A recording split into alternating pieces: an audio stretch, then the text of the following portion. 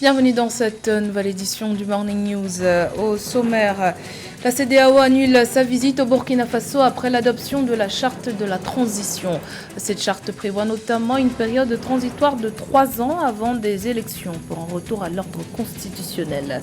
Les experts sont formels, le tourisme intérieur sera primordial pour la relance du tourisme africain et pour la relance de l'économie du continent en général. Des changements importants et nécessaires seraient donc à faire pour garantir un secteur du tourisme africain plus ouvert. Et puis, coup d'envoi de la 12e édition du Massa en Côte d'Ivoire. Plus de 90 artistes ont fait le déplacement à Abidjan pour célébrer l'un des plus grands festivals de la culture contemporaine africaine. Mais tout d'abord, la junte au pouvoir au Burkina Faso a nommé un gouvernement pour diriger la transition. Ce samedi 5 mars, le président par intérim Paul-Henri Damiba a approuvé la nouvelle équipe gouvernementale composée de 25 ministres. On y retrouve notamment le général Barthélemy Sempor, ministre de la Défense, sous l'ex-président Roch-Marc Christian Kaboré, qui maintient son poste. Yero Boli, plusieurs fois ministre dans les différents gouvernements de l'ancien président Blaise Compaoré, a été nommé ministre d'État chargé de la cohésion sociale et de la réconciliation.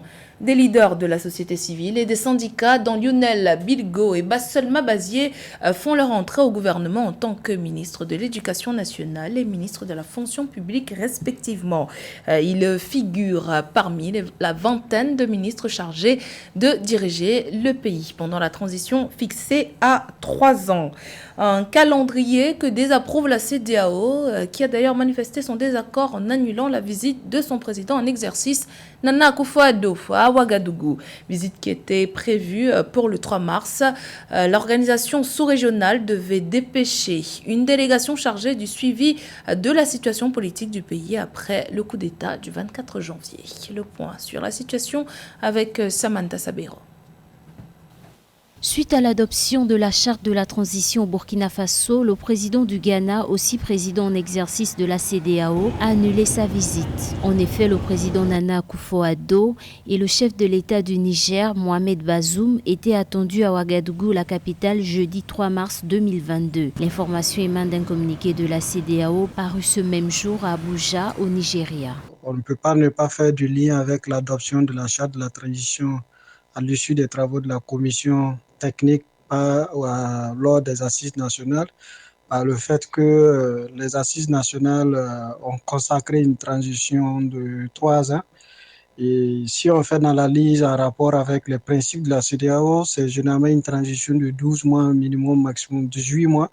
Toutefois, le communiqué de la CEDEAO précise qu'une délégation ministérielle se rendra à Ouagadougou dans les prochains jours, exhortant la junte militaire au pouvoir à libérer le président burkinabé élu Roch-Marc Christian Kaboré.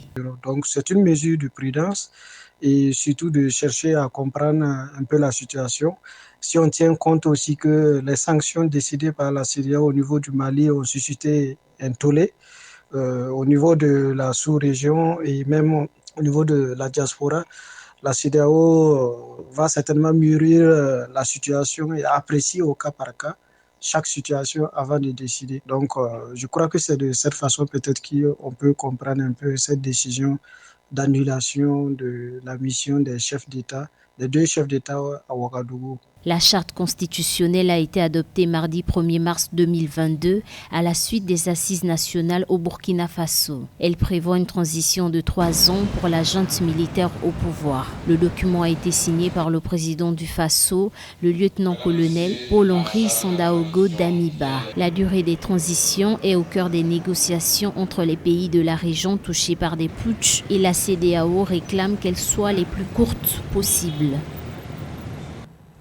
Conflit ukraino-russe. La première vague de ressortissants nigérians pour la plupart des étudiants est arrivée à Abuja ce vendredi 4 mars. Sur les 16 000 étudiants africains présents dans les universités ukrainiennes avant l'invasion russe, 5 600 sont nigérians. Un sujet de la rédaction. Le premier groupe d'évacués nigérians fuyant l'invasion russe de l'Ukraine est arrivé à l'aéroport international Nnamdi Azikiwe d'Abuja ce vendredi 4 mars. Comme Douala Debowale, des milliers d'Africains et d'autres ressortissants étrangers, dont beaucoup d'étudiants, ont fui l'Ukraine avec pour seul bien leurs documents administratifs. Une expérience pour le moins traumatisante. Nous n'avons que nos documents et nos téléphones avec nous. C'est quand nous sommes arrivés en Roumanie que nous avons acheté certaines choses. Nous avons perdu beaucoup de choses à cause de cette guerre.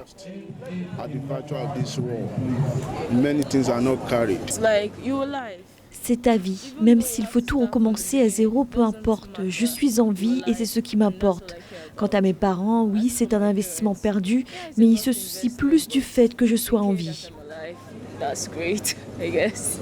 En effet, les réfugiés affluent aux frontières ukrainiennes depuis le début, le 24 février dernier, de l'invasion russe. Cependant, ils ne seraient pas traités de la même manière à leur arrivée, selon des témoignages de ressortissants africains et moyen-orientaux. Beaucoup d'entre eux ont dénoncé le racisme dont ils font l'objet au moment de tenter de quitter le pays. Nous attendons 3 autres vols plus tard aujourd'hui, 2 de Pologne et 1 de Budapest, à la fin de cette journée. Nous devrions avoir rapatrié près d'1 millier de Nigérians en dehors des 415 qui sont arrivés ce matin. Il y a quelques jours, des responsables de l'Union africaine ont déclaré être troublés par ce qu'ils avaient entendu et l'Agence des Nations Unies pour les réfugiés a déclaré qu'elle avait exhorté les autorités des pays voisins de l'Ukraine à ouvrir leurs frontières aux citoyens africains. Comment favoriser le tourisme intra-africain? Les experts du domaine évoquent la nécessité de changer les politiques de voyage, des politiques qui pour l'heure ne sont pas en faveur des déplacements intra-africains.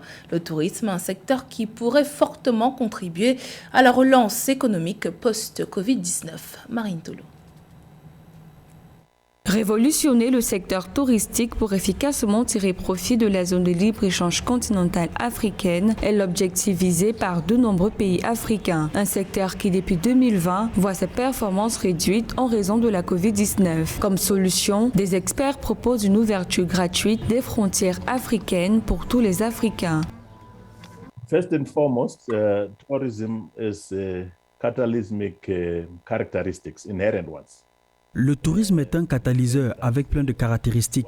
J'apprécie énormément la façon dont le leadership est mené en Afrique à travers l'intégration dans la zone de libre-échange continentale.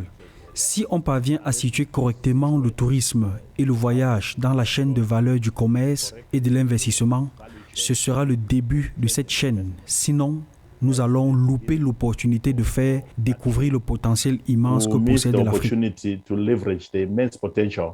That Africa has. Des experts africains précisent que pour réaliser cet objectif, il sera également question pour les pays africains et communautés internationales de rendre les politiques de transport accessibles en libérant les espaces aériens, terrestres et maritimes. Cette mesure, d'après des observateurs, permettra aux compagnies de voyage de circuler librement. Le premier projet sous le continent est d'abord instaurer un voyage libre en Afrique pour les Africains, ainsi que des libres interactions et engagements. Selon l'Organisation mondiale du tourisme, les arrivées touristiques en Afrique ont baissé de 74% au troisième trimestre 2021 par rapport à 2019. Les données fournies par l'institution indiquent également que l'Afrique est la troisième région où cette baisse est la plus forte après l'Asie et le Moyen-Orient. Toujours dans l'actualité, la Guinée équatoriale a indemnisé les 84 familles victimes des explosions du 7 mars 2021 dans un camp militaire de Bata, la capitale économique. Le drame avait coûté la vie à 107 personnes alors que 615 autres avaient été blessées. Chaque famille a reçu 12 000 euros. Les personnes amputées à la suite des explosions ont eu droit à 6 000 euros. Au total, Malabo a mobilisé 1,1 million d'euros. Depuis le 1er janvier 2022, le Botswana n'importe plus de légumes. Une mesure prise par le gouvernement qui doit durer au moins 2 ans. Cependant, depuis son entrée en vigueur, le pays fait face à une importante pénurie, ce qui a entraîné une flambée des prix. Ameneji. À la suite de l'interdiction par le gouvernement d'importer des légumes imposée le 1er janvier au Botswana, les agriculteurs de Pandamatenga disent avoir les capacités pour répondre à la demande du pays. Mais il se pose un problème d'accès à l'eau. Selon l'autorité locale des entreprises, la production des 16 cultures actuellement interdites d'importation devra augmenter de 116%.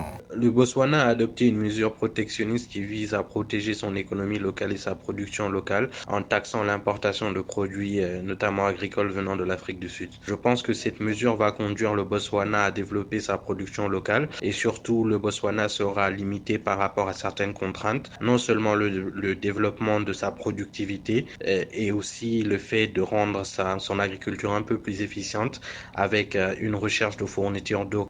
Les pommes de terre représentent l'une des cultures les plus indisponibles en bonne quantité, qualité et prix au Botswana. En plus des tomates et des oignons, elles représentent 53% des importations agricoles totales, chiffrées à environ 100 millions de pesos, principalement approvisionnées par l'Afrique du Sud. L'idée est intéressante afin non seulement de développer local, mais aussi permettre aux agriculteurs d'augmenter leur production et développer l'emploi local. Encore une fois, je pense qu'il est aussi nécessaire d'ouvrir, dans un contexte où on a mis en place la ZLICLAF, d'ouvrir le marché. Donc je pense que c'est un équilibre qu'il faut avoir entre les deux pour avoir une économie qui soit résiliente.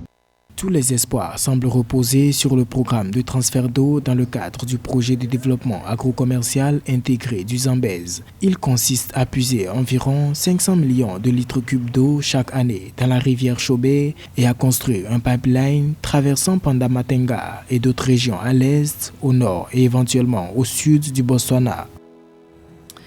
Direction la Côte d'Ivoire à présent, où la 12e édition du Massa a bien démarré. Ce samedi 5 mars, plusieurs artistes ont fait le déplacement pour prendre part au marché des arts du spectacle d'Abidjan. Ils auront l'occasion de présenter des spectacles jusqu'au 12 mars. Retour sur cette première journée dans ce reportage de notre correspondant Ange Nomenio. Le monde de la culture est en fête à Abidjan. Plus de 90 artistes ont fait le déplacement dans la capitale ivoirienne pour célébrer l'un des plus grands festivals de la culture contemporaine. Le Massa, marché des arts du spectacle d'Abidjan. Pour cette 12e édition, les organisateurs ont vu grand en incluant dans le lot d'invités des artistes musiciens, des danseurs, des comédiens, des cinéastes, des conteurs et des artisans. Massa, c'est pour venir se faire connaître parce que déjà nous sommes dans nos coins là-bas, on ne sait pas si on tisse les pailles.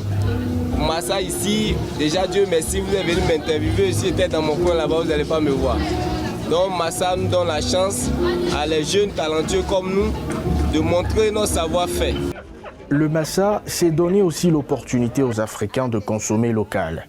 Plusieurs gammes de produits sont exposées dans les stands pour les clients. Je trouve que les couleurs sont belles. Le tissage, c'est original, c'est africain. C'est parce qu'on a l'habitude de trouver un peu partout là. Ça change quoi, pour vraiment changer de style de temps en temps, le week-end. C'est bon. En tout cas, je trouve que c'est très bon. Un client satisfait par la qualité de son produit. C'est l'objectif recherché par les organisateurs du Massa. Pour approfondir la question, ils ont choisi comme thème les industries culturelles et créatives, le défi des contenus. Le thème du Massa 2022, les industries culturelle et créative, le défi des contenus, est un appel à la professionnalisation des métiers des arts et une invitation à nourrir notre imaginaire des richesses de notre patrimoine culturel. Des rencontres professionnelles sont prévues pour former les artistes à la création des produits de qualité. Hormis ce programme, le public abidjanais pourra suivre gratuitement pendant 7 jours des spectacles d'artistes venus des 4 coins du continent, des parties de théâtre, de comédie et de défilés de mode. C'était le journal de la rédaction. Merci pour votre fidélité. Dans un instant, une nouvelle édition de l'actualité sur Africa 24.